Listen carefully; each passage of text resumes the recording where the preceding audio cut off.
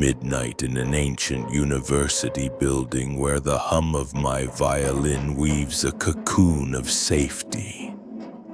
But tonight that sanctuary will shatter and the darkness will watch me. As a music student at a small Canadian university, I craved solitude to perfect my craft. The rehearsal rooms tucked in a creaking, musty building were my refuge. Built decades ago, the structure sprawled with endless hallways, stairwells, and forgotten corners. Its walls stained by time. Beyond its windows lay a marsh, a walking trail, and the distant murmur of the ocean. I'd spent countless nights here, my bow dancing across strings until 2 a.m. undisturbed. The security guards, with their predictable 11 p.m. patrols, always announced themselves, their boots echoing like a metronome. This place was mine, a fortress of sound.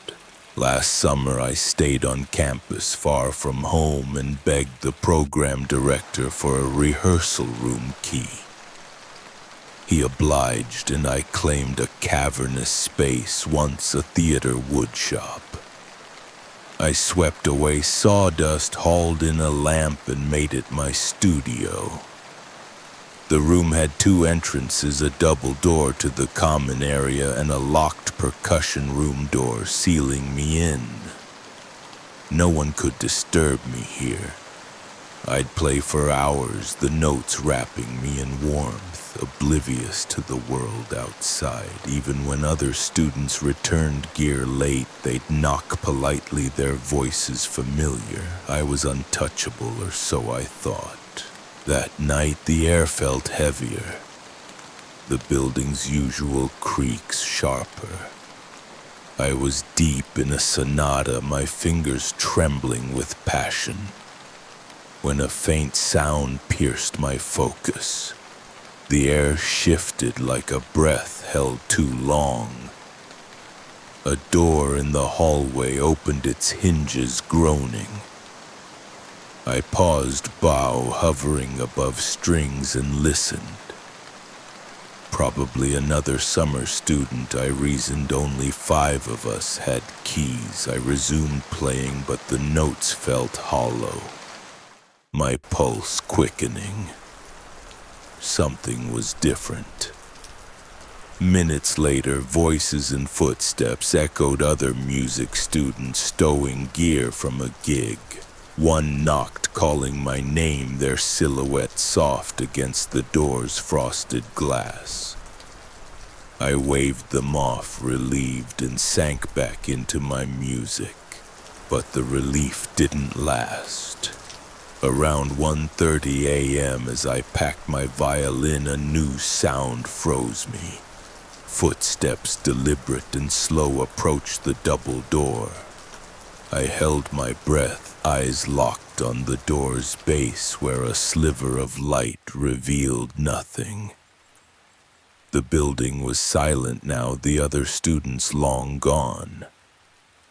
Who was out there? My lamp cast jagged shadows, the room's corners swallowing light. I told myself it was security, but they always announced themselves. These steps were stealthy, like a predator circling prey. My heart pounded, a drumbeat drowning my thoughts. I clutched my violin case, its weight a flimsy shield, and waited. Then I saw it, a hole in the wall, a jagged square where an exhaust vent once hung. I'd covered it with plastic during my cleanup, a careless fix. Now that plastic quivered as if nudged by unseen fingers. My gaze darted between the door and the hole, every nerve screaming. The footsteps stopped and the silence was worse, thick, suffocating. Something was watching. I stared at the hole, thigh-high and shrouded in shadow, and then it happened. A figure bent down, their face obscured, but I caught a glimpse. Black hair, brown clothing, and eyes glinting in the dim light. They were looking at me. My breath caught my body rigid. No student dressed like that, no guard would lurk. The figure straightened and vanished, their movement swift and silent. I whispered hello. "Who's there?" My voice cracked, swallowed by the room's emptiness. No answer. The air grew colder, the lamps glow weaker. I imagined them standing just beyond the door, waiting for me to move. My mind raced. Could it be a squatter, a thief, or something worse?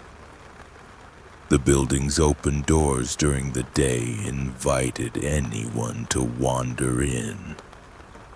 What if they'd been here all along, hiding in the shadows? I sat frozen, the violin case clutched to my chest, every second stretching into eternity. Minutes crawled by, each one a battle against panic.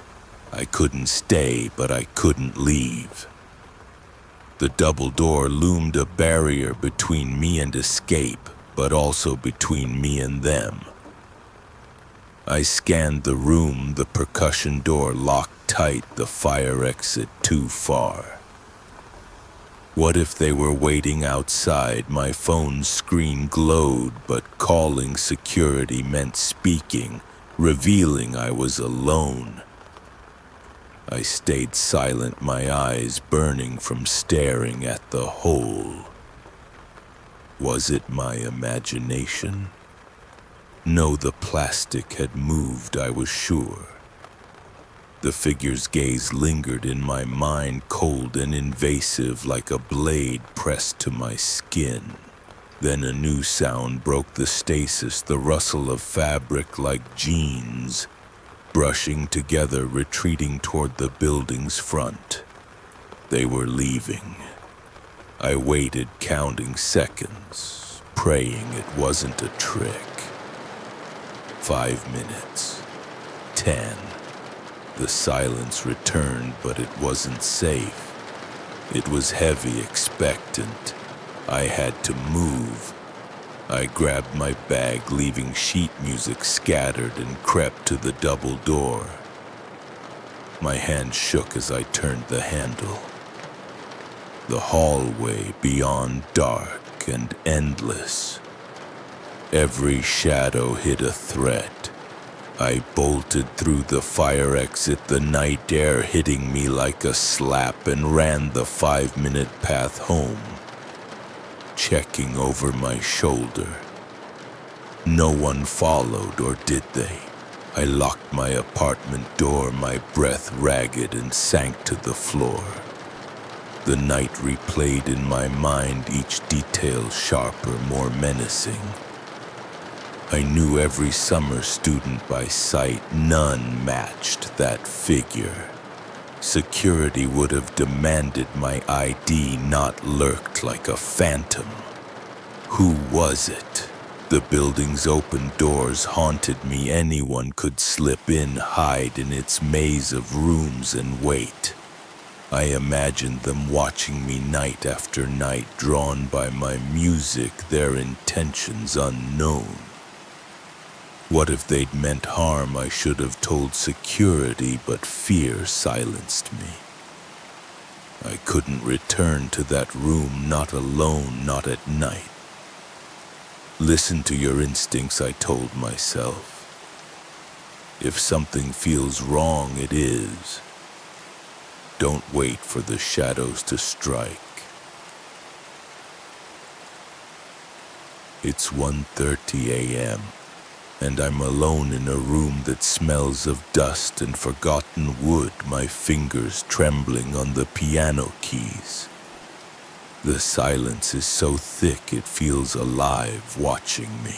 Then from the hallway, a single creak slices through the dark, a sound that doesn't belong. My heart stops. Something is here with me. I am a music student at a small university in Canada, tucked away in a quiet town. where the ocean whispers secrets to the marshlands. My summer is spent here far from home because I begged the program director for a key to the rehearsal room. Practice is my lifeline, my way of keeping the notes sharp and my dreams sharper. The building itself is a relic, old musty, with endless hallways that twist like veins through its stone heart. It sits on the edge of a walking trail where the woods press close their shadows, bleeding into the marsh and out to the sea.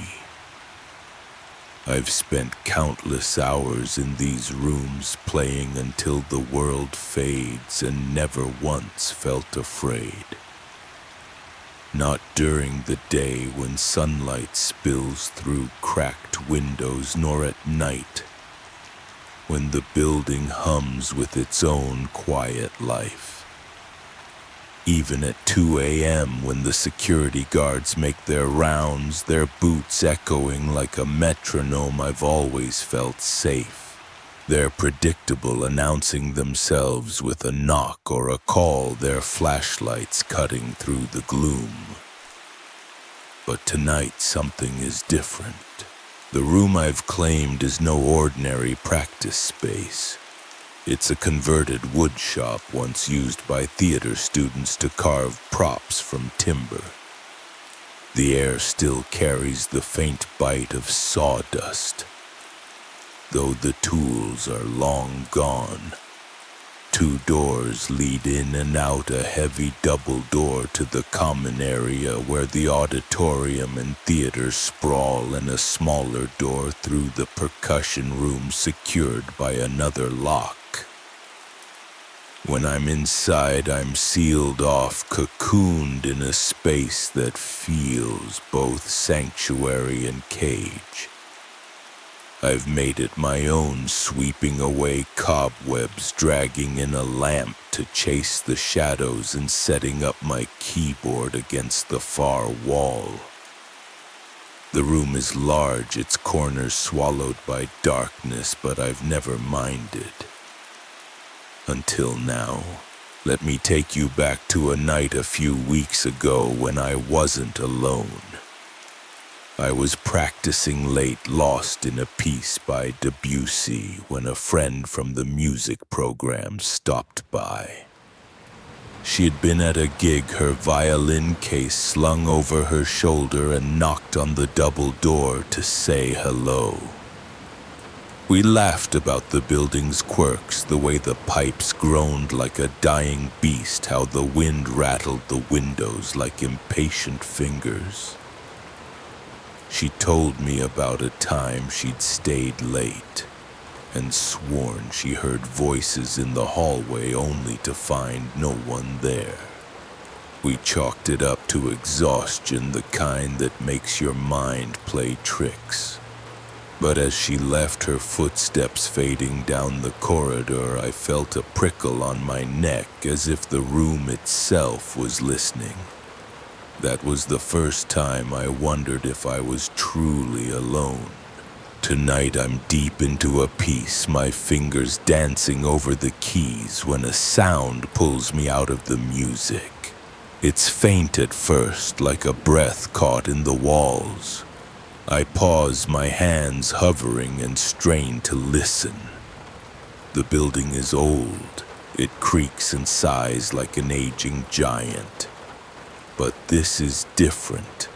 A deliberate sound, sharp and out of place. A door opens somewhere in the hallway, the hinges groaning in protest. My pulse quickens, but I tell myself it's nothing. Maybe one of the other summer students, a handful of us lingering on campus, is wandering the halls. Or perhaps it's security late for their 11 p.m. patrol. I wait, expecting the familiar call of a guard or the shuffle of a student's sneakers. But there's only silence, heavy and suffocating, pressing against my skin. I shake it off and return to the keys, but the notes feel wrong now, jagged in the quiet. The lamp casts a weak glow, leaving the edges of the room in shadow. I'm hyper-aware of every sound, the hum of the bulb, the faint drip of a distant pipe, the rustle of my own breath. Then another noise, closer this time. Footsteps, slow and deliberate, echo outside the double door. My stomach twists. They're not the hurried steps of a student or the heavy tread of a guard. These are measured, almost cautious, as if someone is trying not to be heard. I freeze, my fingers curling into fists, and stare at the door. The crack beneath it is dark. No light seeping through, no shadow moving, but I can feel it. Someone is there. Imagine for a moment you're me sitting in this cavernous room, the weight of the night pressing down. Your heart is a drum, each beat louder than the last. You want to call out to prove it's nothing, but your throat is dry, your voice trapped. That's when I notice the hole in the wall. It's a square about a meter wide where an exhaust vent once sat, now covered with a thin sheet of plastic I found while cleaning. I taped it up thoughtlessly, not because I needed to, but because it seemed to fit. Now as I stare at it, the plastic gleams faintly in the lamplight, a fragile barrier between me and whatever is outside. And then I see it, a shadow moves across the hole, quick and deliberate, like a predator catching scent. My breath catches and I'm rooted to the chair, every muscle taut. The footsteps stop and the silence is worse than the noise. It's alive, pulsing with intent. I force myself to speak, my voice barely a whisper. Hello, who's there? The words hang in the air unanswered, but the shadow moves again, and this time I see eyes dark, unblinking, peering through the plastic straight into me. My heart lurches, a scream clawing at my throat, but I choke it back. The figure bends low, their face just above the floor, and I catch a glimpse, brown clothing, black hair, features blurred by the plastic's sheen. It's no student I know, no guard I've seen. This is someone or something else. Let me pull you deeper into that moment. The air is thick with the scent of old wood and damp stone, the kind that clings to your lungs. The lamp flickers, casting jagged shadows that dance like ghosts. Your skin prickles, every nerve screaming to run, but you're trapped, locked in from both sides, the doors as unyielding as iron. The eyes don't blink, don't waver, and you feel them peeling away your defenses, seeing every fear you've ever buried. This isn't just someone watching, it's something claiming you. I don't know how long I sit there, seconds stretching into eternity, my body frozen while my mind races. I think of the stories I've heard, students joking about the building being haunted. Whispers of vagrants slipping through unlocked doors. But this feels different, more personal. The figure straightens, their shadow vanishing, and I hear the faint rustle of fabric like jeans brushing together. Footsteps retreat slow and deliberate toward the front of the building. I wait, counting my breaths, praying they're gone. 5 minutes pass, then 10, and the silence is deafening. My hands shake as I pack my things, leaving the keyboard and sheet music behind. I can't stay here, not tonight. I grabbed my bag and moved to the double door, my fingers trembling on the handle. The hallway beyond is dark, the air stale and heavy. I step out, my eyes darting to every shadow, every corner. The fire exit is my only way out, a red glow at the end of the corridor. I run my sneakers slapping against the tile, the sound too loud in the stillness. Outside the night is cold, the woods looming like silent sentinels. I live just 5 minutes away, but every step feels like a mile, my head swiveling to check for followers. What if they're still out there waiting in the trees, their eyes tracking me through the dark? When I reach my apartment, I lock the door and sink to the floor, my heart still pounding. The memory of those eyes burns in my mind, unblinking and human. I think of the other students, the handful of us staying over the summer. None of them fit that description: brown clothes, black hair, that eerie silence. Security would have announced themselves, demanded my ID, maybe even kicked me out for being there so late. This was someone else, someone who didn't belong, or worse, something. Days later, I sit with a friend recounting the night over coffee, my voice shaking. She tells me about a time she found a sleeping bag in one of the building's stairwells tucked behind a broken door. Probably a squatter, she says, but her eyes are uneasy. I think of the woods, the marsh, the way the building feels like a maze, its halls hiding secrets. Maybe someone slipped in looking for shelter and found me instead. Maybe they heard my music drawn to the light like a moth and decided to watch. Or maybe it was something older, something tied to the land, the sea, the shadows that cling to this place. I haven't gone back to practice late at night. The thought of being alone in that room with only a thin sheet of plastic between me and those eyes is too much. I've thought about telling security, urging them to check the locks, to patrol more often. The main doors are open all day, inviting anyone to wander in. At night they're supposed to be secure, but what if someone knows the building's secrets better than we do? If you ever feel that prickle on your neck, that whisper of wrongness, don't ignore it. Say something. Do something, because once those eyes find you, they don't forget. Late 2016, Tampa, Florida.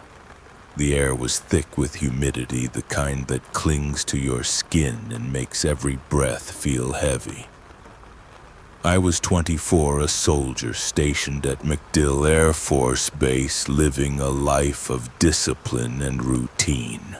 But nothing could have prepared me for what was waiting in that apartment. Something was wrong from the moment I stepped inside, a primal unease that whispered in the back of my mind this place wasn't safe. The move came fast. My roommate, another soldier, got deployed, leaving me to break our lease on the base dorms. I found a new place, a one-bedroom apartment in a quiet Tampa complex. It wasn't cheap, but it was mine, and with only a year left on my contract, I figured I could tough it out. The building was modern, clean, with palm trees lining the parking lot and the faint hum of cicadas at night. But the first time I walked through the door, the air felt wrong. Heavy, like it was pressing down on me, watching me. I shook it off as nerves, new place, new life. I was wrong. The apartment was small but functional, a living room with a single couch, a kitchenette with a flickering fluorescent light, and a bedroom with a narrow window facing a brick wall. I set up my bed, a simple mattress on a metal frame, and tried to make it home. But every night as I lay down, the silence felt alive. The kind of silence that hums with something just out of reach, like a radio tuned to a dead frequency. I'd lie there staring at the ceiling, feeling the weight of unseen eyes. It's just stress, I told myself. Military life wasn't easy, and I was alone for the first time in years. But deep down, I knew it was more than that. The first night it happened, I woke up frozen. My body was a prison, every muscle locked my chest tight as if a fist was squeezing my lungs. I couldn't move, couldn't scream, couldn't even blink. The room was pitch black, save for a sliver of moonlight cutting through the blinds. And then I saw it, a figure in the doorway. It stood there motionless, a shadow that wasn't quite human. Its edges seemed to blur like ink, bleeding into water, parts of it dripping, melting into the floor. Its presence filled the room with a cold so deep it burned. I tried to scream, but my throat betrayed me, releasing only a faint croak. My heart thundered, each beat a plea to wake up, to escape. Then, as suddenly as it began, my body snapped free. I bolted upright, gasping, the room empty. The doorway was just a doorway, the shadows just shadows. But the chill lingered, seeping into my bones. I told myself it was a nightmare. I'd heard of sleep paralysis before, though I'd never experienced it. The next morning I laughed it off, blaming the stress of the move, the long hours at base, but it happened again the next night, and the night after that. Each time the figure was there, standing in the doorway, its melting form growing clearer, more defined. Its face, if you could call it that, had no eyes, no mouth, just a void that seemed to pull at me, demanding I look deeper. You can't move, it seemed to say, its presence an embedded command sinking into my mind. The room would grow colder, the air thicker, and I'd lie there trapped in my own body, staring at this thing that shouldn't exist. I went to a doctor after a week of this. He was a gruff older man with a clipboard and a no-nonsense stare. Sleep paralysis, he said, scribbling a note. Common in high-stress jobs. Your brain's half awake, half asleep. You're seeing things that aren't there. Try meditation, cut back on caffeine. His words made sense, lining up with the articles I found online. Stress fatigue, a disrupted sleep cycle, it all fit. I wanted to believe him. I needed to. So I bought a white noise machine, started breathing exercises, and told myself it was all in my head. But the apartment didn't care about logic. It had its own rules. The nights grew worse. The figure didn't just stand there anymore. I'd wake paralyzed and feel something shift in the room.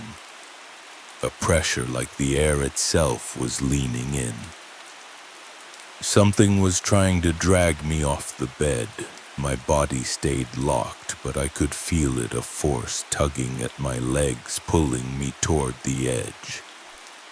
My sheets would slide inch by inch as if invisible hands were yanking them. I'd try to scream, but my voice was gone, swallowed by the suffocating silence. When I'd finally break free, gasping and drenched in sweat, I'd be in my usual spot, untouched, as if nothing had happened. But the dread clung to me, a weight that followed me into the daylight. I started avoiding the apartment. I'd stay late at the base crash on a friend's couch, anything to delay going back. But I couldn't avoid it forever. One night I came home exhausted, too tired to fight the pull of sleep. I collapsed onto the bed, the room dark except for the faint glow of a streetlight outside. The air was wrong again, heavier, like it was holding its breath. I drifted off, only to wake in that familiar prison of my body. The figure was there, closer now, at the foot of my bed. Its melting form seemed to pulse, its edges dripping like wax onto the floor. I could feel its gaze, not with eyes, but with something deeper, something that saw into me. Then it moved. Not a step, not a gesture, but a shift, like it was folding itself into the space above me. I felt it before I understood it, a weight on my back. Something was sitting on me. My chest pressed into the mattress, my lungs screaming for air. I could feel its breath, hot and ragged, against the back of my neck. It wasn't human. It wasn't anything I could name. My mind raced, clawing for an explanation, but there was none. This wasn't stress. This wasn't a dream, this was real. You can't escape. The weight seemed to whisper, each breath a command to stay still, to submit. I fought against the paralysis, every muscle straining, every nerve screaming. Then a searing pain tore across my back like claws raking through my skin. The shock broke the spell. I shot upright, stumbling out of bed, my heart pounding so hard I thought it would burst. I didn't think. I just ran. Out of the bedroom, through the living room, out the front door. The humid Tampa night hit me like a wall, but I didn't stop until I was in my car, hands shaking as I locked the doors. I drove to a gas station, the fluorescent lights harsh against my eyes. In the rearview mirror, I twisted to check my back. 3 long red scratches ran from my shoulder to my spine. They weren't deep, but they burned raw and angry, like a warning carved into my flesh. They hadn't been there before I went to sleep. I knew that with a certainty that made my stomach churn. I never spent another night in that apartment. I called a buddy from the base, crashing at his place for the last few weeks of my lease. I'd go back during the day, always with someone else, to grab clothes or essentials. The apartment looked normal in the sunlight, clean, quiet, unassuming. But I could still feel it. The air was still heavy, the silence still alive. I'd stand in the doorway, staring at the bedroom, half expecting that figure to step out of the shadows. It never did, but I knew it was there waiting. Years later, I'm 33 now, and I still carry those scratches in my mind. I've read about sleep paralysis, about shadow figures, about stress-induced hallucinations. But nothing explains the hand that grabbed my arm, the weight that pinned me down, the claws that marked me. I've never gone back to Tampa, never looked up that apartment complex. Some part of me doesn't want to know what was in that room. Some part of me already knows. It wasn't human. It wasn't a dream, and it wanted me. I never thought a single night could scar me for life, a night that started with laughter and ended with my heart clawing at my chest, desperate to escape the terror chasing us. This wasn't a ghost story or a nightmare I could shake off. It was real, and it happened to me and Katie, two 15-year-old girls who thought we were untouchable in our sleepy Michigan town. The summer of 2015 changed everything, and even now, the memory of that night seeps into my bones, cold and unyielding. The air was warm that June afternoon, thick with the promise of freedom. School was out, the final bell echoing like a victory cry. Katie and I sprawled across her bedroom floor, her ceiling fan humming a lazy rhythm. We were plotting our voices barely above a whisper, as if her parents downstairs could hear our reckless dreams. We wanted to celebrate, to lose ourselves in a haze of weed and giggles tucked away in her treehouse, a rickety sanctuary of childhood secrets nailed to an ancient oak. That treehouse was our fortress where the world couldn't touch us. But getting weed in our nowhere town wasn't easy. Everybody knew everybody, and at 15 asking the wrong person could mean your parents grounding you for life. To us, that was worse than any cop's handcuffs. Katie, always the bolder one, had a plan. Her usual hookup was dry, but she'd heard through a friend of a friend about a new dealer. I didn't ask who Katie's web of contacts was, a mystery to my shy, awkward self. She swore it was legit, her eyes glinting with that fearless spark I envied.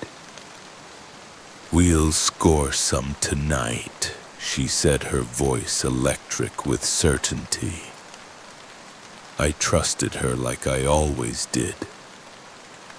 By dusk, her phone lit up with a message. 11 p.m., the ice cream shop down the road. No cameras, closed at 8, just a 10-minute walk from our neighborhood. Perfect. As night fell, the rural quiet of our street settled in, broken only by the hum of crickets. Our neighborhood was a patchwork of modest houses, sprawling yards, and that big red barn of an ice cream shop looming at the entrance. Beyond it, a swamp stretched into darkness, its reeds whispering secrets to the stars. I met Katie at her back door, our sneakers scuffing the grass as we slipped out. My stomach twisted a knot of nerves I ignored. We were just kids sneaking out for a thrill, right? The $30, $20 for the weed, $10 for delivery felt heavy in Katie's pocket. A talisman of our rebellion. The ice cream shop was a ghost in the moonlight, its neon sign dead. The parking lot swallowed by shadows. A single bulb flickered at the far corner, casting a sickly glow that barely reached us. We stood by the order windows where daylight brought crowds and laughter, now cloaked in an eerie stillness. The darkness felt like a shield hiding our illicit deal. "This is fine," I told myself, my breath shallow. 11 p.m. came and went, the silence stretching taut, a string ready to snap. Then movement. Footsteps crunched around the corner, deliberate and heavy. My pulse surged, a drumbeat in my ears. A man stepped into view dressed in black, his face hidden behind a ski mask. His voice was low, rough, slicing through the quiet. "You, Katie." "Yeah," Katie replied, her voice thinner than usual. He glanced over his shoulder, a quick jerk of his head, and my chest tightened. Two more men emerged, identical in their dark coats and masks, their silhouettes massive against the dim shop. 3 men. 3. My mind screamed to run, but my feet stayed frozen. We were kids, stupid and stubborn, clinging to the hope this was normal. Dealers wore masks, didn't they? We needed that weed, our prize for surviving the school year. Katie's voice trembled. "Do you have it?" The first man chuckled, a sound that slithered down my spine. "Money first." She pulled out the $30, her hand shaking as she extended it. They didn't move. The leader's eyes locked onto us, glinting with something predatory. "That ain't enough," he said, his tone curling with menace. Confusion choked me. Katie's eyes met mine, wide with fear. What do you mean?" she asked. Another laugh, colder this time. "We'll play nice. Hand over the cash and let my boys have a look at you." The words landed like a thunderbolt, shattering our delusion. My heart slammed against my ribs, each word echoing in my skull. "Look at you." The air grew thick, suffocating as the men stepped closer, their shadows swallowing the faint light. The leader's voice dripped with mockery. "Come on, you're probably virgins, right? Imagine telling your friends you got some action tonight. My boys'll treat you good, I'll just watch." Time stopped. Katie's face mirrored my terror, her eyes screaming, "We're in trouble." In that split second, I saw a memory flash us as kids swinging in her treehouse, promising to always have each other's backs. That promise ignited something primal. Katie bolted, and I was right behind her, our sneakers pounding the pavement as we tore around the shop's far side. "Run, run, run!" 2 of the men gave chase, their heavy boots thundering behind us. The third was gone, where panic clawed at my throat as we sprinted into the neighborhood, the streetlights casting long, twisted shadows.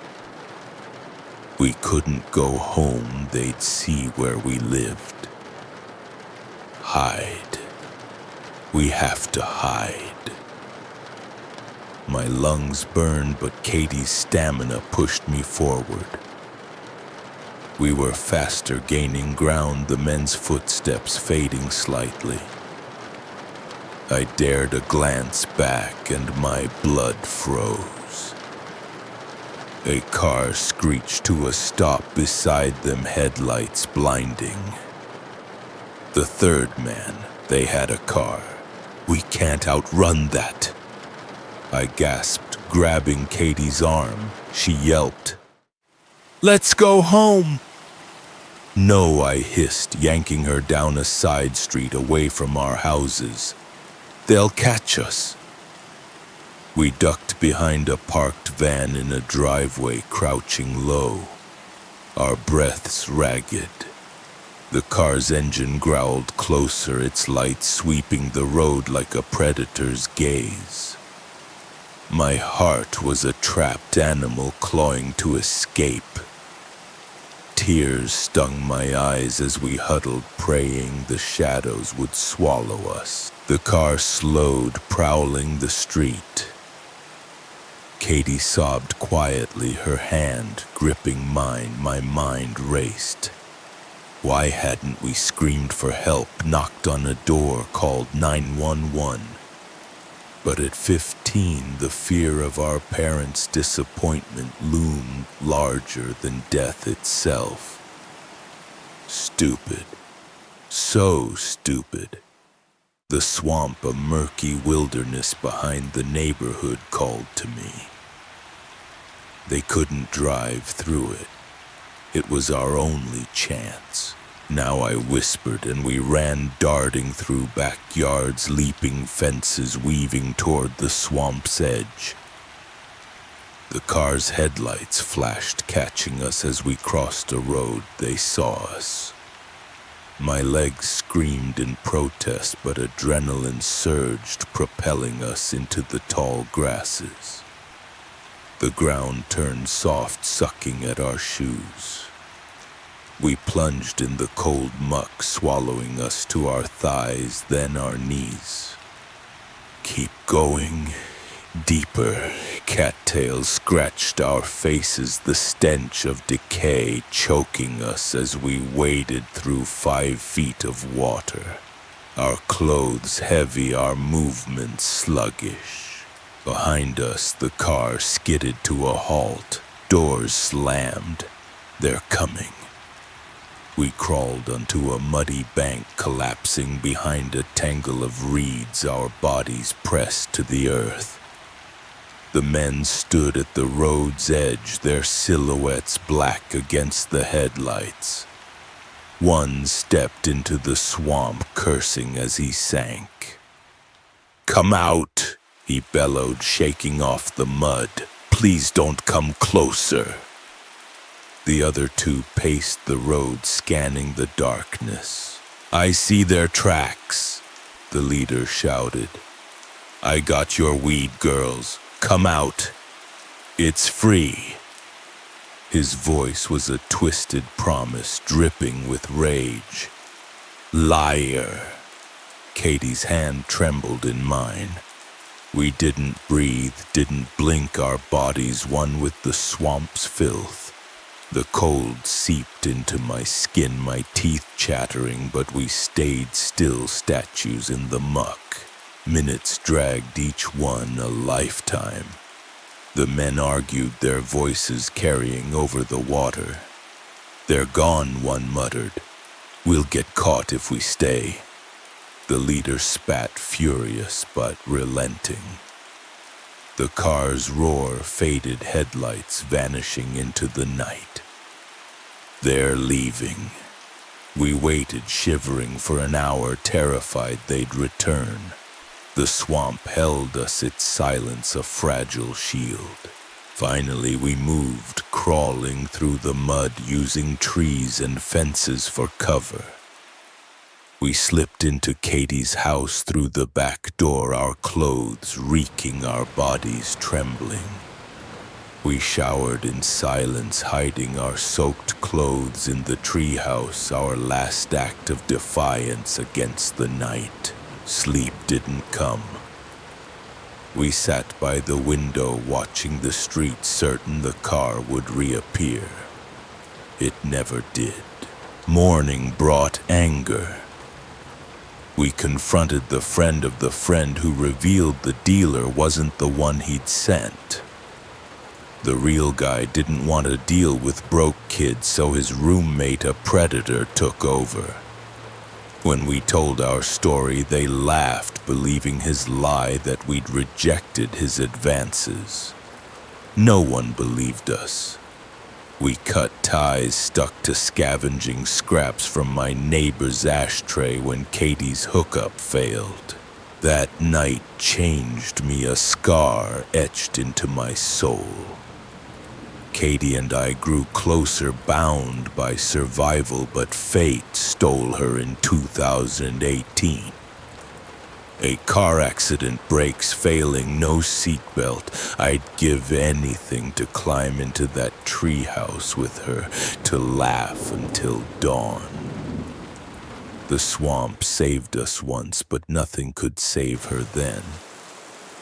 Some nights I still smell the mud, feel her hand in mine, and hear those footsteps chasing us into the dark. The forest whispers your name, its trails promising freedom under a vast mountain sky. But what if something answers back, something that doesn't belong? My girlfriend and I were bound by our love for trail running, the kind that left us breathless and alive. 2 hours from Seattle, we found a remote trailhead nestled in the Cascades where jagged peaks loomed like silent guardians. That morning we laced up our shoes at 8 a.m., the air crisp with pine and dew. The trail was brutal, steep climbs, rocky descents, roots snaking across the path like veins. This was our sanctuary where the world's noise fell away. We ran in sync, our breaths a steady rhythm, the forest unfolding around us. Sunlight dappled through towering firs, casting patterns on the earth. Nothing could touch us here. The trail stretched endlessly, a one-way path with no forks, no shortcuts. We'd checked the map, 10 miles of rugged solitude. Other runners were rare this far out, and we relished the isolation. Just us, the trail, and the wild. But as we crested a ridge, a figure appeared below, moving slowly. An older woman, maybe 70, dressed head to toe in white modern hiking gear, pristine as if untouched by the dirt. She gripped a single pole, a backpack swaying gently. Odd, but not alarming. We called out a greeting, our voices echoing. She didn't respond, her face hidden under a wide-brimmed hat. We ran past her silence, blending into the forest's hum. The trail grew fiercer, its incline punishing our calves. Sweat stung my eyes, but the thrill kept us moving. We pushed upward, the forest thickening, branches clawing at the path. My girlfriend glanced back, her ponytail bouncing. "That lady was weird, huh?" She said, her voice light but edged with curiosity. I shrugged, focused on the next switchback. She was just a hiker, right? The elderly often wandered these trails, their slow steps a contrast to our sprint. But her silence nagged at me, a faint discord in the morning's harmony. Why didn't she look up? 30 minutes later, we hit a plateau, the trail flattening into an overgrown forest road. Brambles choked the edges, thorns glinting in the sun. The path was wilder here, untamed. We slowed, catching our breath, the air heavy with sap and earth. A small clearing opened ahead, and there she was again. The same woman in her flawless white gear, standing motionless. My heart stuttered. How there were no forks, no shortcuts. We'd run 3 miles uphill, our pace relentless.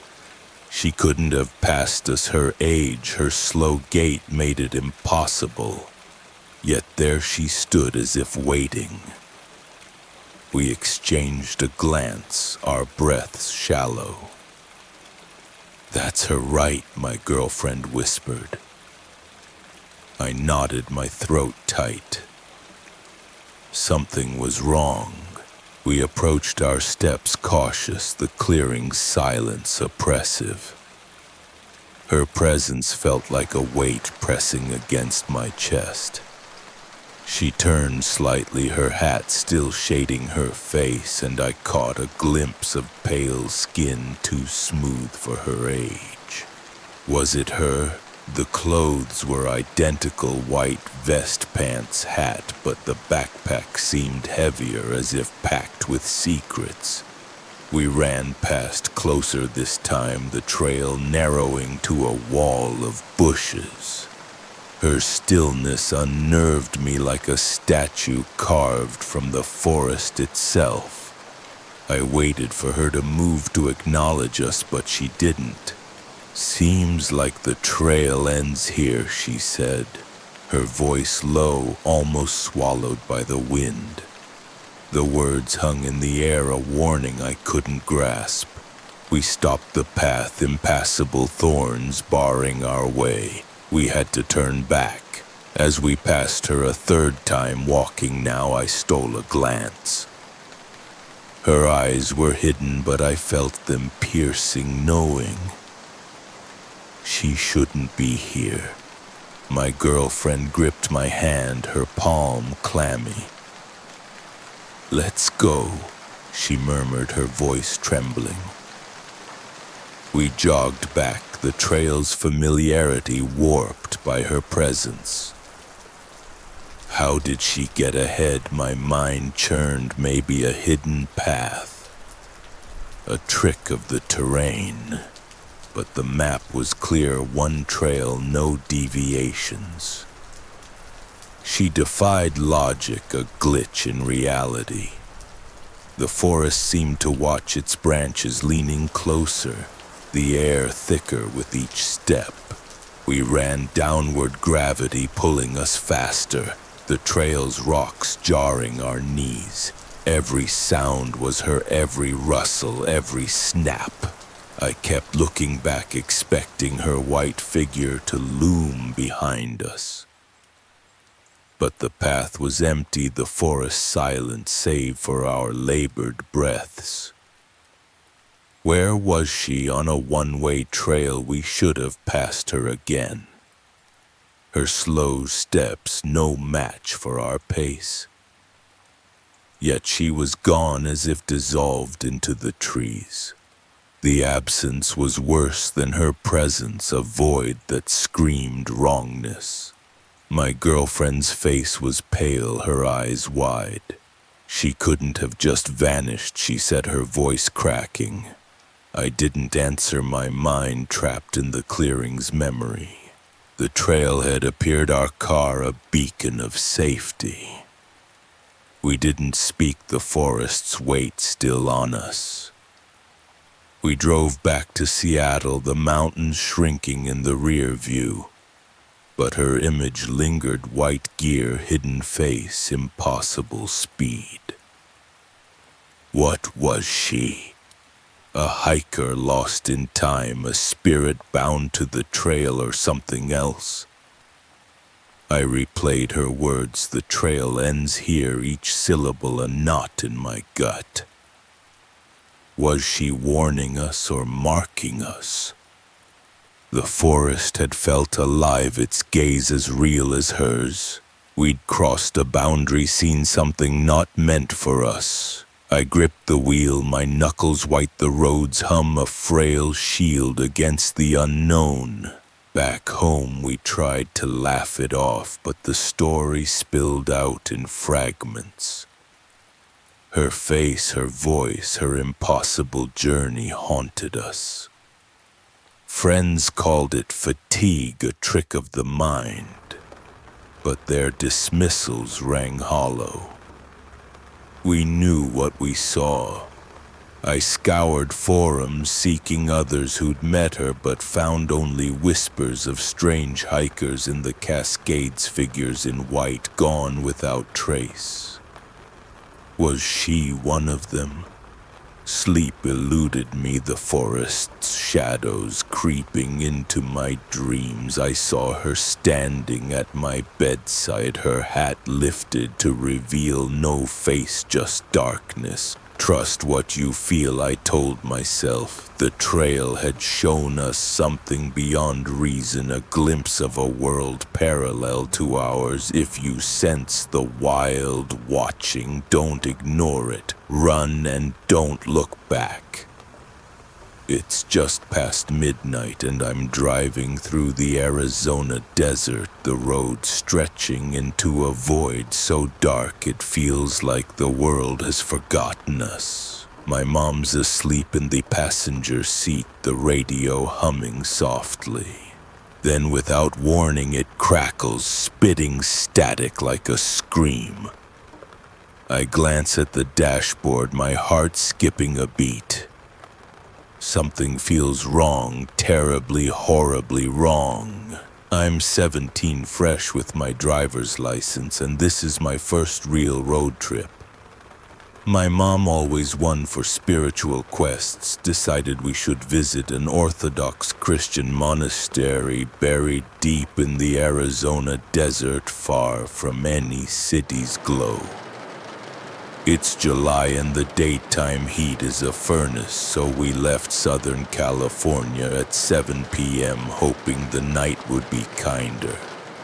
The highways were endless at first, lined with gas stations and the occasional trucker's diner, their neon signs flickering like dying stars. But now, hours into the drive, we're on a smaller road, a ribbon of asphalt cutting through the sand and scrub. The desert is alive in its own way. Coyotes howl in the distance, their cries sharp against the silence. I'm tired, my eyes heavy, but the open road keeps me alert. Or so I thought. Let me pull you into the car with me for a moment. The air is warm, thick with the scent of dust and leather seats. The dashboard glows, faintly casting shadows across my mom's sleeping face. The radio plays a soft hymn, a remnant of her monastery obsession, but it's comforting in its familiarity. Outside, the world is a canvas of black, the headlights barely piercing the darkness. You can't see more than 20 feet ahead, the road swallowed by the night. It's just us, the car, and the desert stretching endlessly in every direction. But something is watching, waiting, and you feel it before you see it. We've been driving for 5 hours when the road narrows, leading us toward the community near the monastery where Mom's college friends live. My hands are tight on the wheel, my back stiff from hours of sitting. The radio hums, then stutters, the hymn breaking into bursts of static. I frown, tapping the dial. But it only gets worse, the sound twisting into a high-pitched whine that grates against my nerves. Something's off. I glance at Mom, still asleep, her breathing steady. I tell myself it's just the desert playing tricks, remote areas mess with signals, right? But the air feels heavier now, like it's pressing against my chest, making each breath a struggle. Up ahead, a three-way intersection appears, the first sign of life in miles. A truck is stopped on the other side, its single headlight glowing like a lone eye in the dark. The other headlight is dead, giving the vehicle an uneven, lopsided look. I slow down, assuming they have the right of way, but the truck doesn't move. It just sits there, engine idling, a hulking shape against the night. I hesitate, my foot hovering over the gas pedal. Why aren't they moving? The static on the radio grows louder, a chaotic buzz that feels like it's crawling inside my skull. I lean forward, squinting through the windshield, trying to make out the driver. That's when it happens. The face in the truck isn't human. My breath catches my heart slamming against my ribs. The driver's head turns toward me, and where eyes should be, there are only black hollow sockets, deep and endless like twin voids. The mouth is worse, gaping unnaturally wide, a black chasm that seems to stretch down forever as if it's screaming without sound. The neck is long, too long, bending at an angle no human could manage. The skin looks wrong, waxy, and stretched like a mask stitched together by unsteady hands. This isn't a person.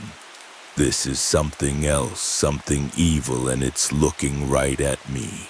Let me take you deeper into that moment. The air in the car is icy now despite the desert heat outside. Your skin prickles, every hair standing on end as if the thing's gaze is peeling you apart layer by layer. The static from the radio is deafening, a cacophony of noise that feels alive, mocking you. You want to scream to wake your mom to drive away, but your body is frozen, your hands locked on the wheel. The thing's head tilts and you swear it's smiling, a grotesque parody of human expression. You're not just seen, you're claimed. I don't know how long I stare, seconds or minutes, my mind screaming to move while my body refuses. Mom stirs, mumbling something, and the spell breaks. I slam my foot on the gas, the car lurching forward. Tires screeching as we tear past the truck. I push the speed to 100 miles an hour, the desert blurring into streaks of shadow. My hands shake, my vision tunneling, but I don't stop, not until the truck is a speck in the rearview mirror. The radio cuts out completely, leaving a silence so heavy it feels like a physical weight. Mom wakes fully, her voice groggy. "What's wrong? Why are you going so fast? I can barely speak."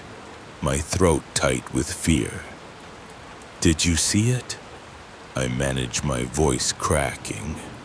She frowns confused and I realize she didn't. She was asleep. It was just me. Let me tell you about another night years ago when I was a kid. My cousin used to scare me with stories about the desert tales of skinwalkers and spirits that roamed the sands. He'd whisper about creatures that wore human faces like masks, slipping into the world to hunt the unwary.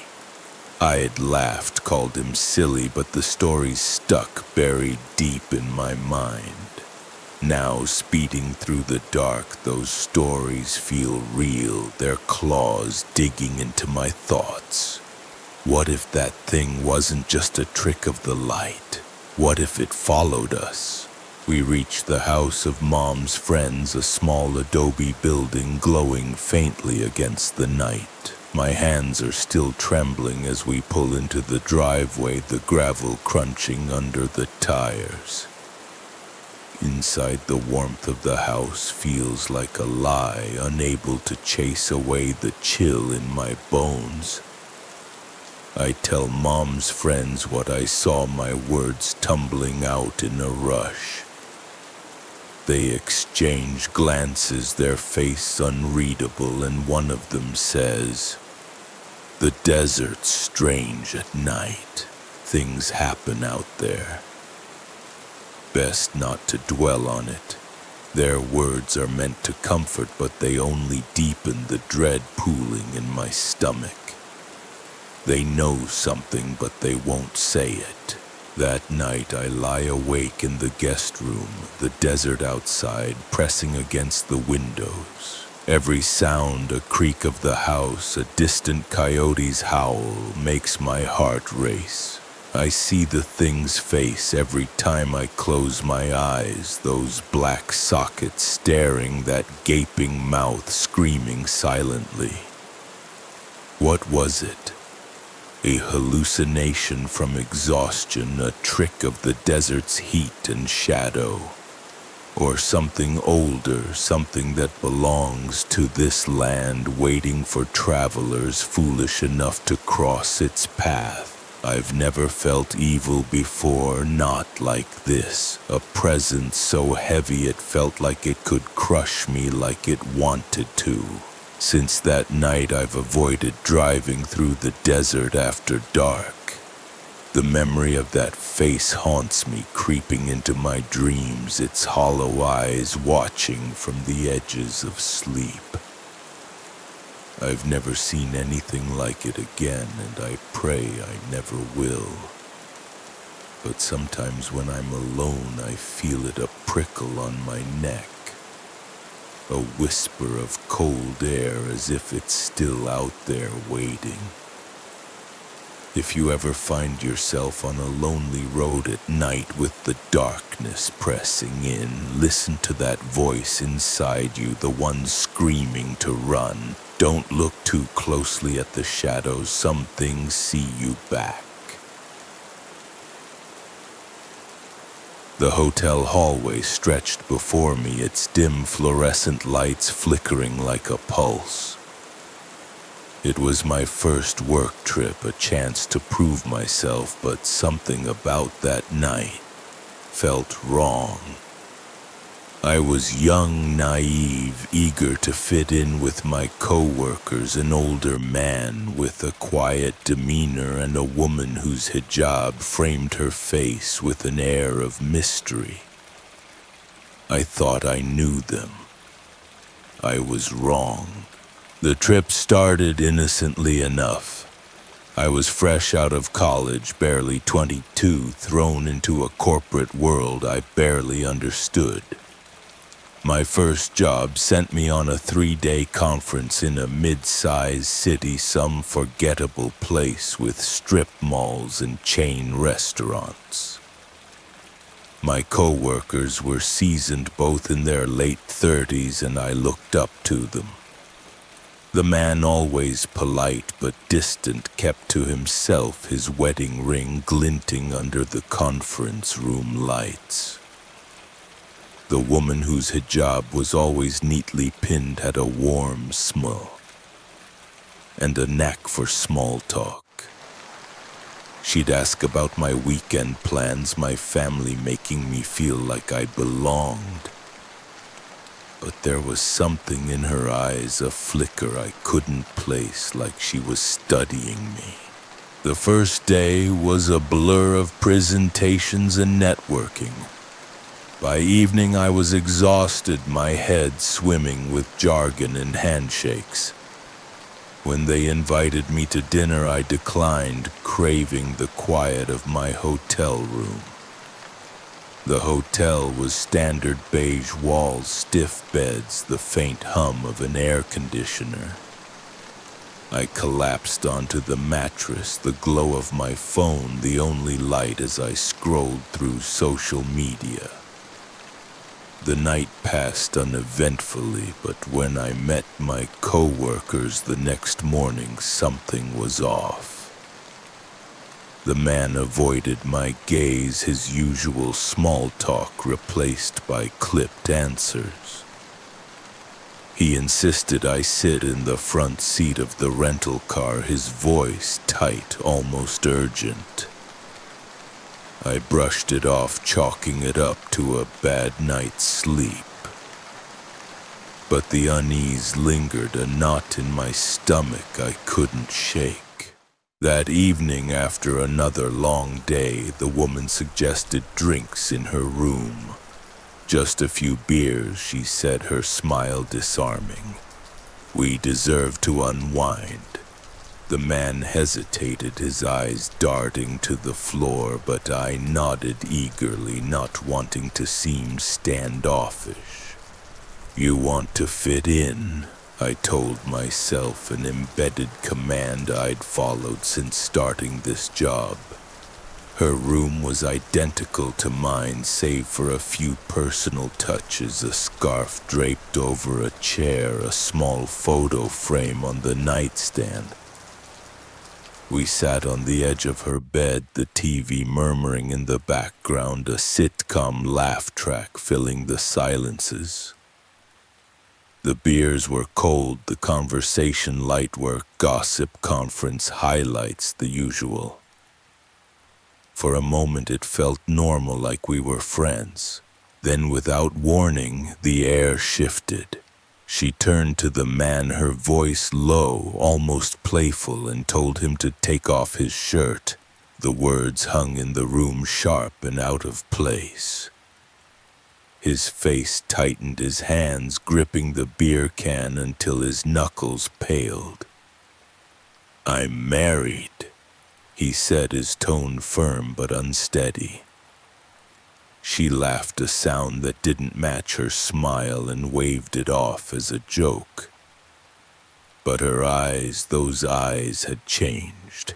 They were bright, too bright, like a predator catching sight of prey. He stood abruptly, muttering about needing sleep, and left the door closing with a soft thud. I should have followed him. I should have listened to the warning in my gut. But I stayed trapped by my own need to be liked, to prove I wasn't the awkward new kid. "You feel it too," my mind whispered, a trance loop pulling me deeper into unease. She turned to me, her smile softening, and started talking about her kids.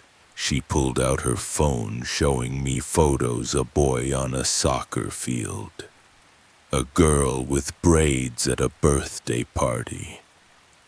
The normalcy of it eased my nerves, lulling me into a false sense of safety. Then, without warning, she switched to an Instagram profile. A man's face filled the screen, sharp jawline, tousled hair, the kind of guy you'd see in a cologne ad. "He's mine," she said, her voice dropping to a conspiratorial whisper. "We're in love. I'm leaving my husband for him." I froze, my beer halfway to my lips. Her eyes were wild now, gleaming with an intensity that made my skin crawl. I nodded, unsure what to say, my mind scrambling for an exit. She kept scrolling, her thumb moving faster, revealing more photos. But these weren't Instagram posts. They were candid, grainy, taken from a distance. The man at a coffee shop, unaware of the camera. The man walking with friends, his back to the lens. The man at a park, a child on his shoulders. She'd been following him, watching him, capturing moments he didn't know existed. "I know everything about him," she said, her voice a mix of pride and obsession. "His job, his friends, his family. He doesn't know it yet, but we're meant to be." My stomach churned, a wave of nausea rising. I wanted to run, but my legs felt heavy, anchored by the weight of her gaze. Then, without warning, she reached up and unpinned her hijab. The fabric fell away, revealing a scalp patchy with sparse hair, bald spots gleaming under the hotel's harsh light. Her face didn't change, but her eyes, those wild, unblinking eyes, locked onto mine. The room seemed to shrink, the walls closing in, the air thick with something I couldn't name. "You're in danger," my body screamed, every nerve alight with panic. I stammered an excuse, something about being tired, and stood, my legs unsteady. She didn't move, didn't blink, just stared at me with that flat, hollow expression. "Okay," she said, her voice devoid of warmth, a single word that chilled me to the core. I grabbed my phone and fled, the door clicking shut behind me, the hallway's dim lights a lifeline back to safety. The next morning she was different. She greeted me with that same warm smile, her hijab neatly pinned as if the night before had never happened.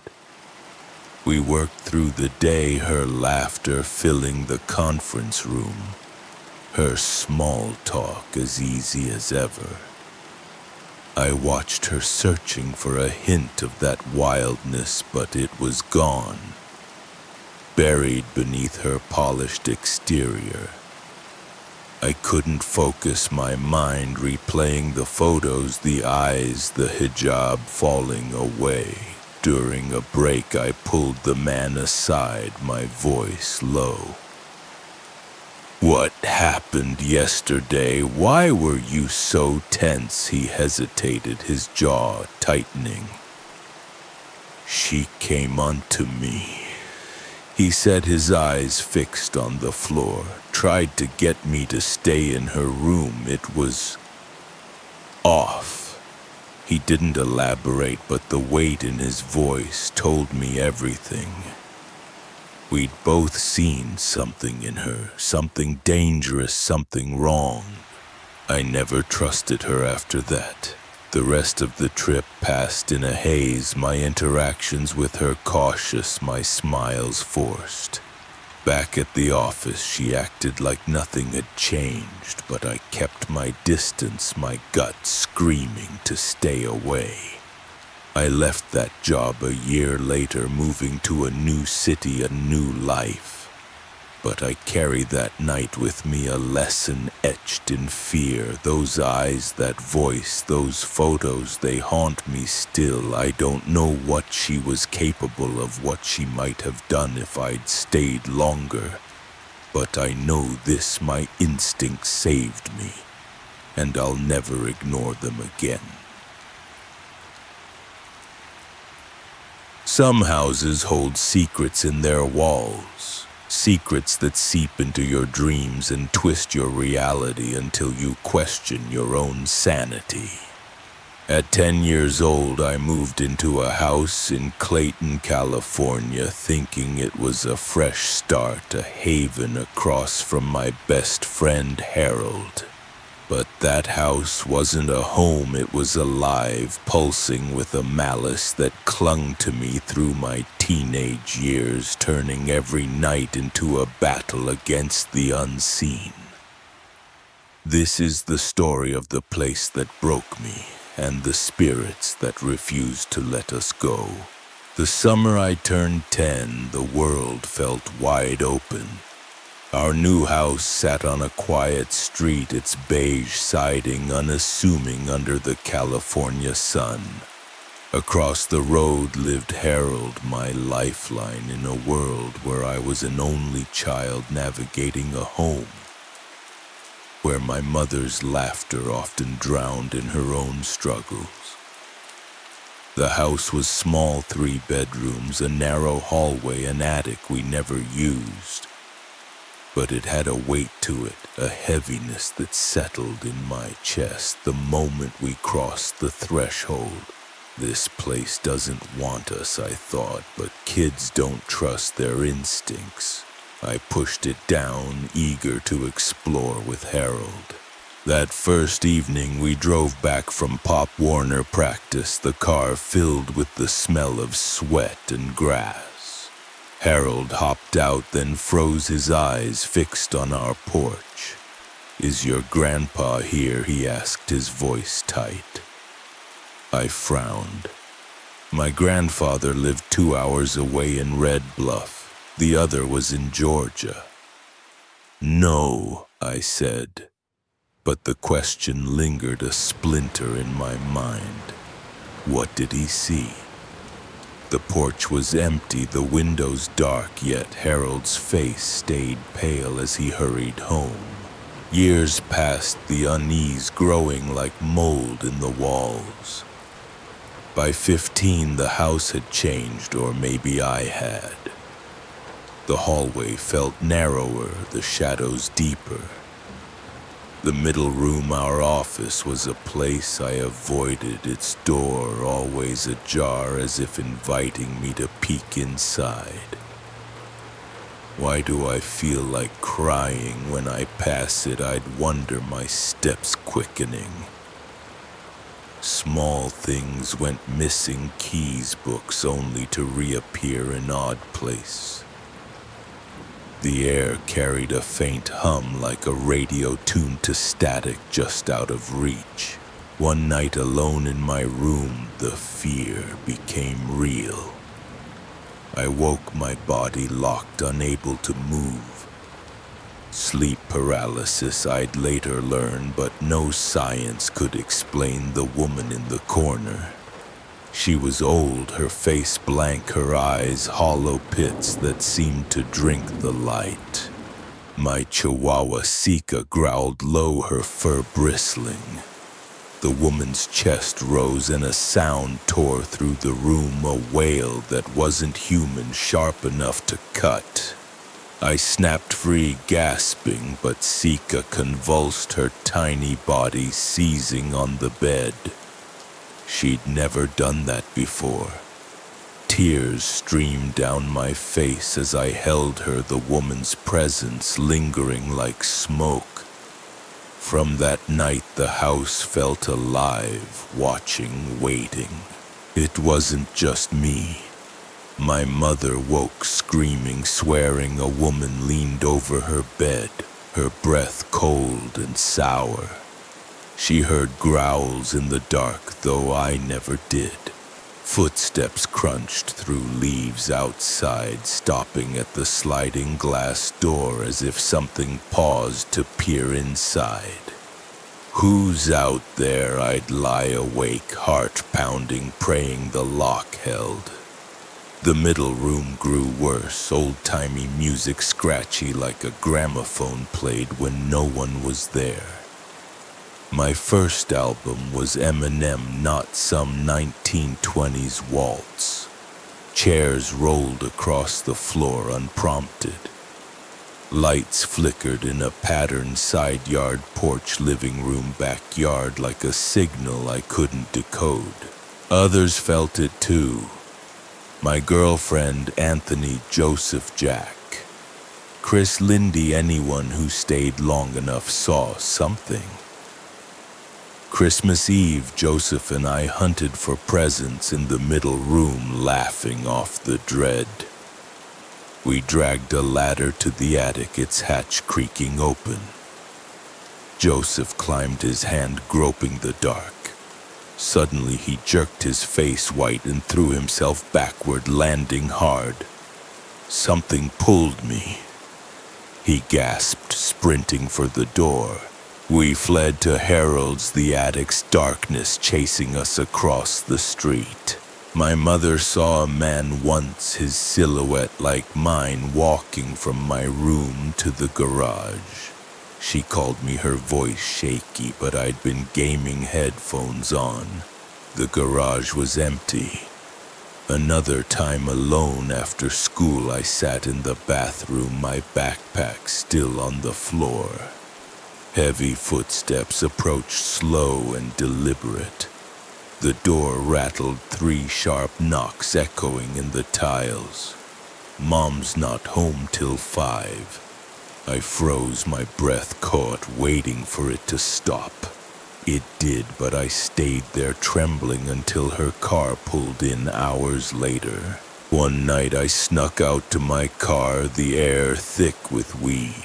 Stumbling back, I saw my mother's figure at the door, motionless, staring. She's gonna kill me. I waited, heart racing, but she didn't move. I texted, "You up?" No reply.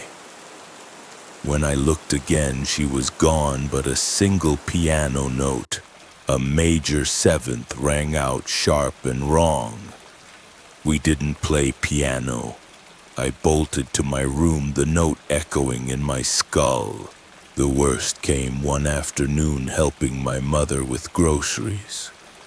She walked toward me, arms open, when a figure emerged from the middle room. An older woman, her eyes locked on mine, charging with unnatural speed. She's coming for me.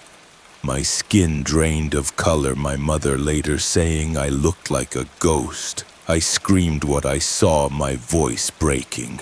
She believed me, her own fear mirroring mine. We weren't alone in that house. My friend Emily felt it too. Sick one day, we watched a movie in the living room. Her chatter grated on me, and I snapped, "Be quiet." Her eyes welled up, but she gasped, clutching her throat. "I can't breathe." She whispered, the air heavy with the scent of smoke. She fled, texting later that the feeling vanished outside our street. Kelly, my mother's friend, a self-proclaimed medium, refused to stay alone. "This place is drowning in sadness," she said, her voice trembling, describing a gut-wrenching dread that mirrored our lives. The middle room was their domain. Kiss marks appeared on the mirror, smudged in red, not ours. My girlfriend found them on her vanity, her face pale. "Who's leaving these shadows?" danced inside, stopping when we looked. Thoughts invaded my mind, their dark, violent, fading when I left. The dogs knew. Every foster dog we took in cowered, backing into corners, ignoring food or commands. Bill, a massive bulldog, once tore a friend's knee with his weight. Yet I found him trembling in his crate, eyes fixed on nothing. What scared him like that? The house tore us apart. My mother, my best friend, became a stranger. We fought over nothing, our voices sharp with rage. It wasn't us. The anger lifted when we moved, our bond healing as if the house had poisoned us. Clayton's old land whispers of hauntings left its mark. Built in 1973, it wasn't ancient, but something older claimed it. I still dream of that hallway, the woman's face inches from mine. The dread lingers, a shadow I can't outrun, but I survived. If you ever feel a place turn against you, trust it. Leave before it takes more than your peace. Ooh.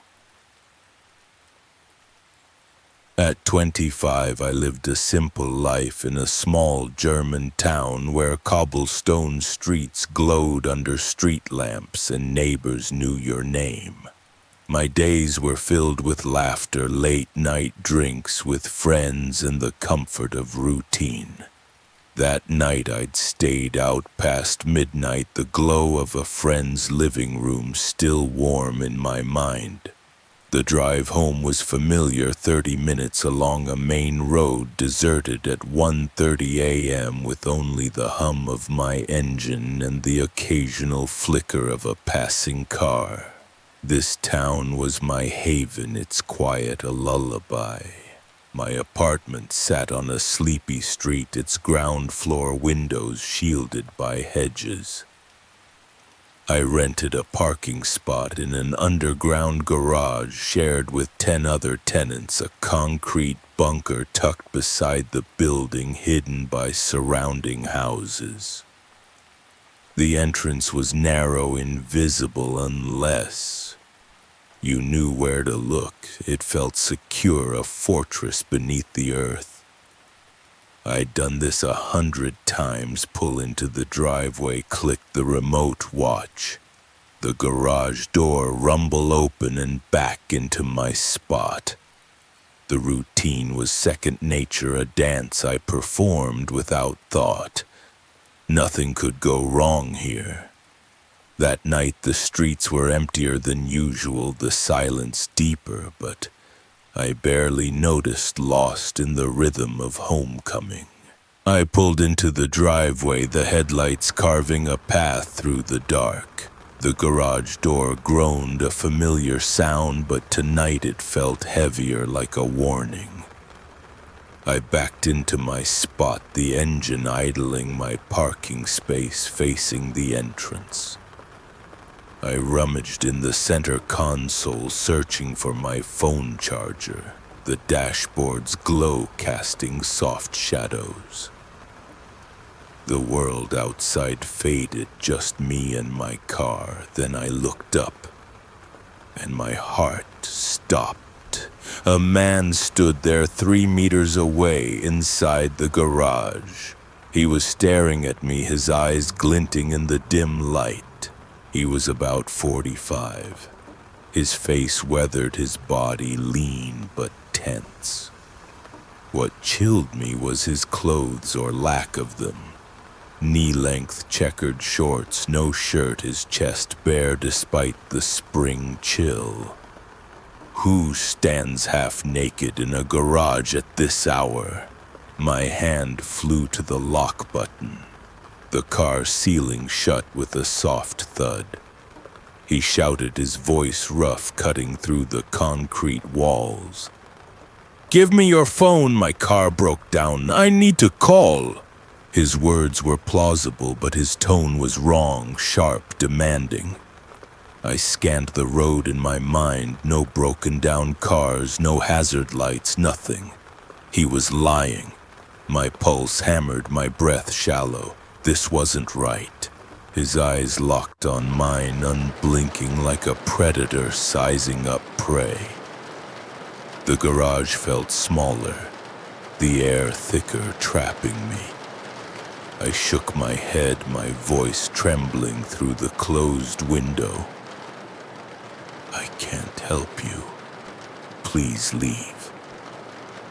He stepped closer, his bare feet silent on the concrete. "It's just a phone," he growled louder now. "The breakdown's in the next town over. An hour's walk away." The lie was flimsy, his aggression mounting. He wasn't asking, he was demanding. My mind raced. Had he followed me? The garage's back entrance flashed in my thoughts, a door I'd never checked. Was it locked? Did he know about it? I gripped the steering wheel, my knuckles white, the engine's hum, a frail lifeline. Don't move. Don't show fear. But my body betrayed me, trembling as his gaze bored through the windshield. "You don't need to be afraid," he said, his voice softer but laced with menace. "Just come out and give it to me." The words slithered, a trap disguised as kindness. I shouted back, my voice cracking. "No, leave now." He froze, his face twisting, then stepped back, still watching. He didn't leave. My eyes darted to the garage door, its slow descent my only chance. If it closed, I'd be safe or trapped with him.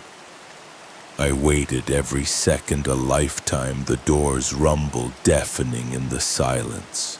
The door finally shut, sealing the garage in darkness. He was still there, a shadow beyond my headlights.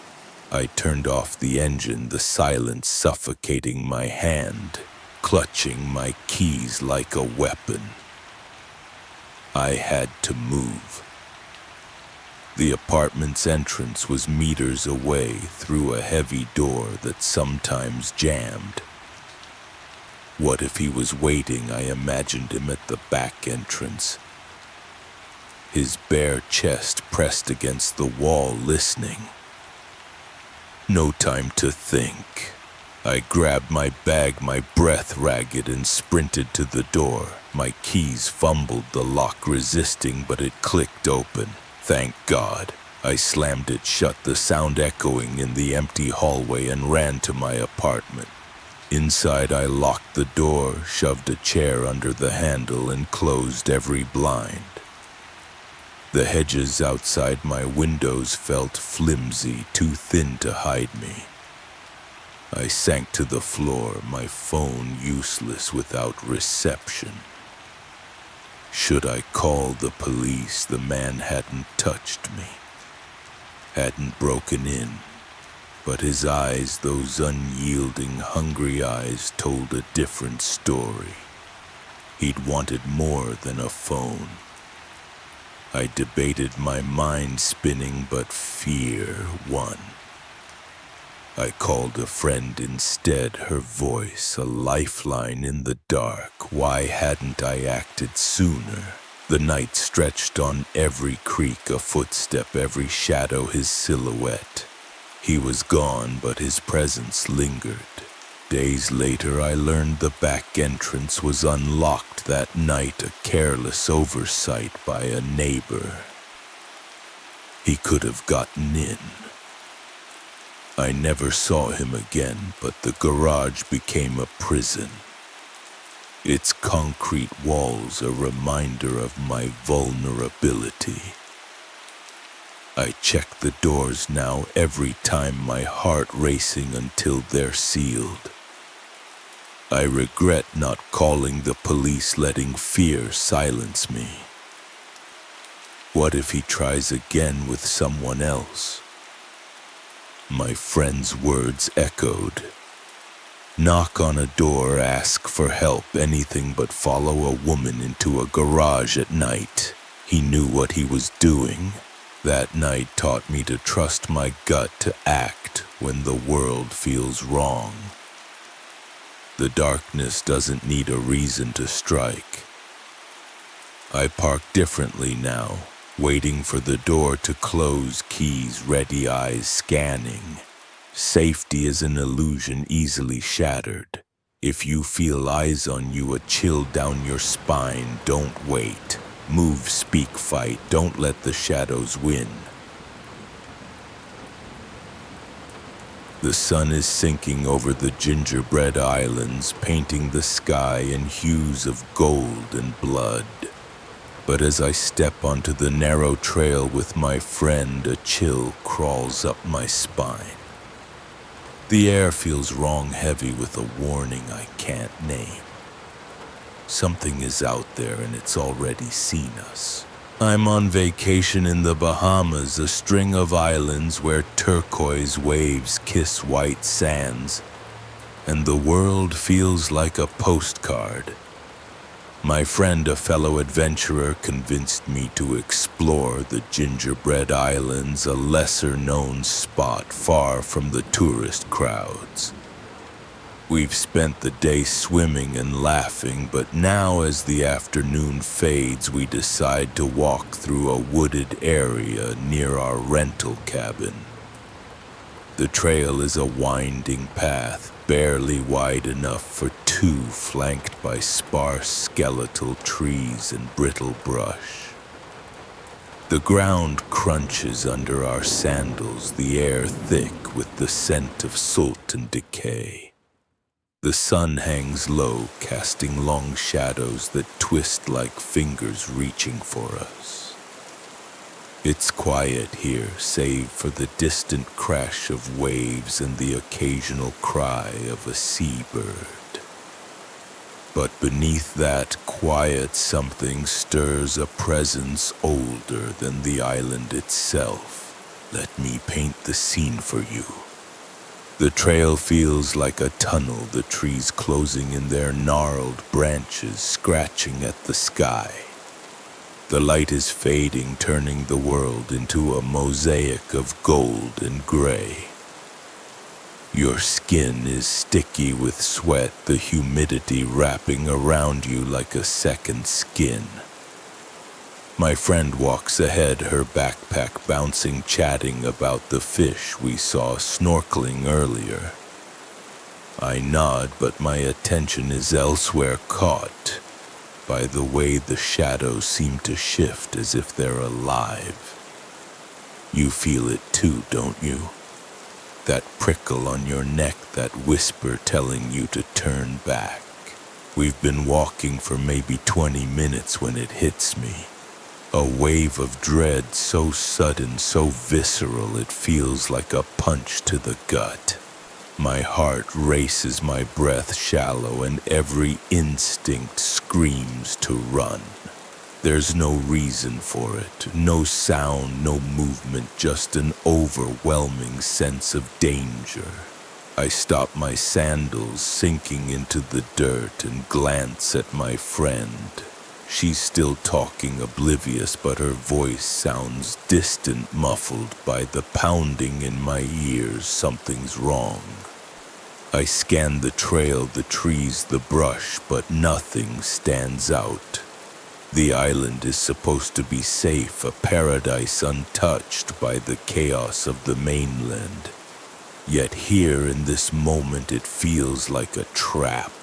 Let me take you back to a story I heard as a kid. My uncle, a fisherman, used to tell tales of the Caribbean, of islands where spirits roamed wearing forms no human could imagine. He spoke of creatures that watched from the shadows, curious but cruel, drawn to those who strayed too far from the light. I'd laughed, dismissing it as sailors' superstition, but now, standing on this trail, those stories claw their way back. What if he was right? What if something's been watching us since we stepped onto this island? I shake my head, trying to clear the fear and catch up to my friend.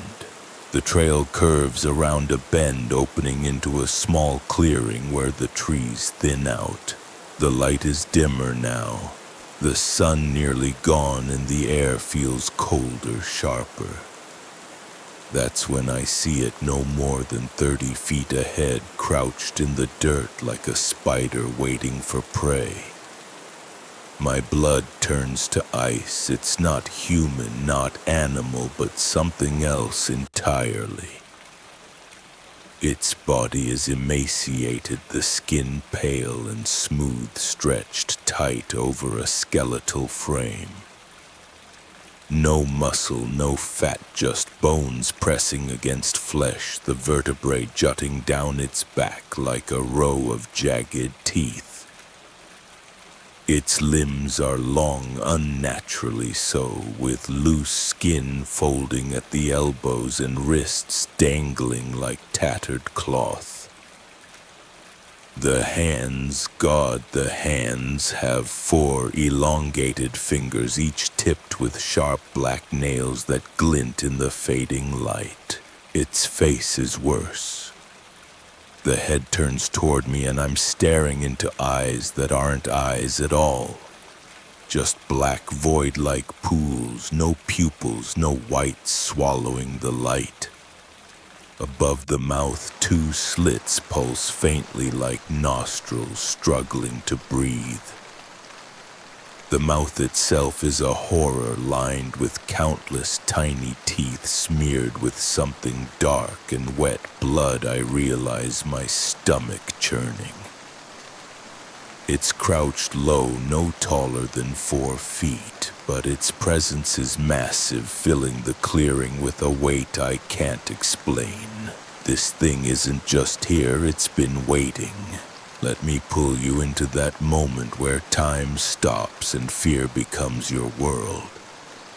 The air is thick with the stench of rot mingled with the salty tang of the sea. Your heart is a drum, each beat shaking your ribs. The creature's eyes lock onto yours and you feel it. Its curiosity, its hunger probing your soul like fingers rifling through your thoughts. My friend gasps, her voice a distant echo, but I can't look away. The creature tilts its head, and I swear it smiles, a grotesque twitch of its bloodied mouth. You're not just seen, you're known, marked, and it's deciding what to do with you. I don't know how long we stand there frozen in its gaze, but then it moves. It drops to all fours, its limbs bending at impossible angles, and scuttles into the forest, its movements jerky yet coordinated like a human mimicking a beast. The brush swallows it whole, leaving only silence and the echo of its presence.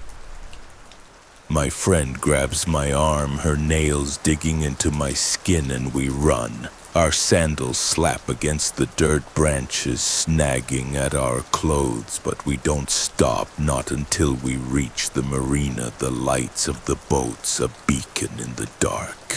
My lungs burn, my legs shaking, but the fear doesn't fade. It's still out there, and it knows where we are. At the marina, we collapse onto a bench, gasping for air. I try to tell the others, a group of locals and tourists drinking nearby, but the words sound insane even to me.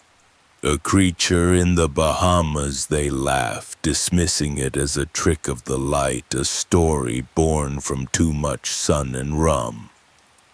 One old man, his eyes shadowed, stays quiet, but I catch his glance, a flicker of recognition. He knows something, but he won't speak it. My friend and I return to our cabin, locking every door, every window. But sleep doesn't come. I lie awake, staring at the ceiling, the creature's face burned into my mind, those black eyes, that bloodied smile. Days pass, but the island doesn't feel the same. The sun is too bright, the waves too loud, as if they're hiding something. I notice things now, shadows that linger too long, a rustle in the trees when there's no wind. I tell myself it's paranoia, but deep down I know better. That thing didn't attack us, didn't chase us, but it didn't need to. It saw us, marked us, and that's enough. Sometimes when I'm alone, I feel it, a weight in the air, a whisper of cold, as if it's still watching, waiting for me to step back into its domain. I've never gone back to the Gingerbread Islands. The memory of that creature haunts me, creeping into my dreams, its eyes staring from the edges of sleep. I've read about cryptids, aliens, things that lurk in the wild places of the world. But nothing matches what I saw. If you ever find yourself on a quiet trail with the light fading and the air turning cold, trust that feeling in your gut, the one screaming to run. Some things don't want to hurt you, they just want to know you, and that's worse. The night was still, the kind of quiet that presses against your ears, heavy with secrets. It was 1997. And I was 10, tucked into my bunk bed in a house surrounded by whispering trees. Our rural home stood alone, its metal roof gleaming under the moon. Then it came a sound that tore through the silence, a heavy thud above my head. Something was on the roof, something that didn't belong. Our house was a modest one, nestled in a forgotten corner of the countryside where neighbors were a distant memory and the nearest town was a half-hour drive. The walls were thin, the floors creaked, and the metal roof amplified every sound: a squirrel's scamper, a branch's fall. My two younger brothers shared the room with me, their soft breathing a comfort in the dark. Our babysitter, a frail woman no taller than me, slept in the next room, her presence more habit than protection. We were alone out here, surrounded by dense woods that seemed to watch us, their shadows creeping closer each night. You're safe, I'd tell myself, a child's mantra against the unknown. But that night, safety felt like a lie. I woke to the first thud, my heart lurching as the sound echoed through the room. The metal roof groaned as if bearing a weight it wasn't meant to hold. I lay still, eyes wide, straining to make sense of it. It's just the chickens, I thought, grasping for logic. Our hens sometimes flew onto the roof when spooked, their claws scratching like tiny knives. But the next thud came heavier, deliberate, shaking the ceiling above me. This wasn't a chicken. This was something big, human-sized, maybe bigger. "You're not alone," my mind whispered, an embedded command that sent a chill down my spine. I clutched my blanket, my breath shallow, every nerve alert. I leaned over the edge of my bunk bed, peering into the darkness below. My brother's bed was empty, his blankets tangled. Then I saw her, our babysitter, standing beside his bed.